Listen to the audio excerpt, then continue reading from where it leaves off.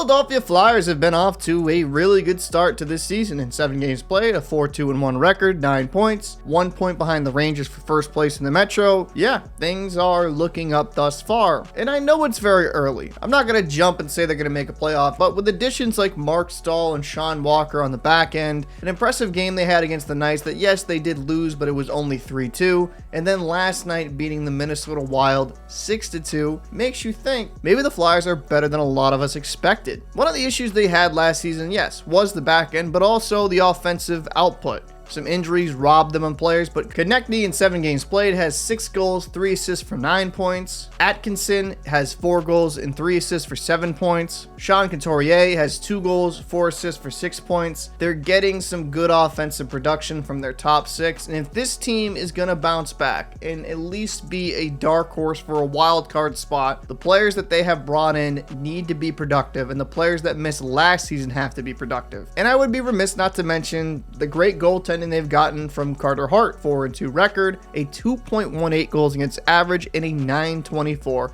save percentage. Hart was rumored to be in some possible trades. Thought he was going to be leaving the Flyers organization. He was sick of being behind a bad team. But thus far, he's played lights out. The team has done really well in front of him. And if they can finally build a good team in front of Hart, the Flyers are in a good situation. Most organizations are desperately trying to find themselves a number 1 goaltender. They don't have to. Hart, while his numbers have been underwhelming at times, it's mainly due to the product in front of him. The Flyer fans have been through it the past few years. When it comes to injuries, their team's just not looking very good. Maybe John Tortorella, these additions and the health provided, maybe we're looking at a dark horse playoff team that could put the fear of God in some teams. I'm hoping that's the case. The Flyer fans have had to deal with a pretty poor product over the last few years, so for their sake, I'm hoping it's a good team. Whether or not they're a playoff team this year, I feel like they're going to be far more competitive and it'll be a more interesting product to watch on the ice.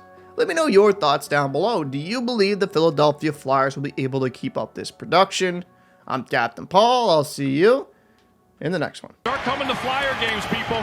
They're fun. It's a fun team. They fight. They can score. They're young.